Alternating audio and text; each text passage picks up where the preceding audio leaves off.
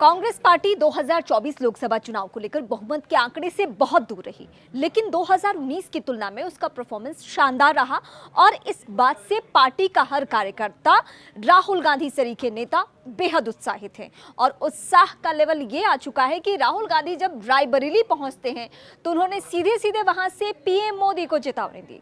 लहजा ये था कि अगर प्रियंका गांधी वाराणसी से चुनाव लड़ती पीएम मोदी के खिलाफ तो जीत प्रियंका गांधी की होती और ये जीत हार का मार्जिन कितना होता, 2 से 3 लाख। ये राहुल गांधी ने उत्साह में कहा।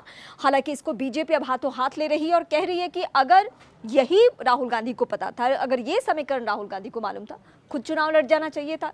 इतना मंथन आखिर क्यों किया गया? और एक के बाद एक कई नेताओं के बयान आने शुरू हो चुके हैं। अमित मालवीय सरीखे जो बीजेपी के लीडर्स हैं वो बहुत ज़्यादा हमलावर है। पूरा समीकरण मैं आपको समझाने जा रही हूँ कि कौन कौन सी ऐसी सीटें थी जिसको लेकर राहुल गांधी अब एक एक करके उन जगहों पे जा भी रहे हैं और कार्यकर्ताओं का उत्साह और भी बढ़ा रहे हैं। 2 सीटों से राहुल गांधी ने चुनाव लड़ा था, एक रायबरेली और वायनाड। दोनों में से एक सीट को छोड़ना है और कल से लेकर आज तक वो यही कोशिश कर रहे। कल वो रायबरेली में थे और आज वायनाड में हैं। दोनों जगह के कार्यकर्ताओं को नमन करने के साथ साथ जो जनता है, जो वोटर्स हैं, उनका भी आभार व्यक्त कर रहे हैं और वो कह रहे हैं कि मैं बहुत दुविधा की स्थिति में हूँ कि किस सीट पर रहूँ और किस सीट को छोड़ूँ, क्योंकि दोनों ही जगहों की जनता ने प्यार के लिए मुझे जिताया है। इस तरीके की बातें जो राहुल गांधी उन्होंने कहा भी है बार बार कि मोहब्बत की दुकान खोलेंगे और इसी दुकान के ज़रिए हम इस देश में माहौल खुशनुमा बनाएंगे। लेकिन इस बीच मैं फिर उस सवाल पर लौटती हूँ, क्योंकि कांग्रेस पार्टी को इसलिए लग रहा है जो जीत हार का मार्जिन रहा अजय राय और पीएम मोदी में, वो महज 1 लाख से कुछ वोटों से ज़्यादा की भूमिका रही। और इसलिए कांग्रेस पार्टी को लग रहा है कि अगर यहाँ से हम दूसरा उम्मीदवार दिए होते, खासकर प्रियंका गांधी को, तो शायद चुनाव परिणाम कुछ और होता। और यही बातें तंज में कही भी जा रही है विपक्षी खेमा की तरफ से।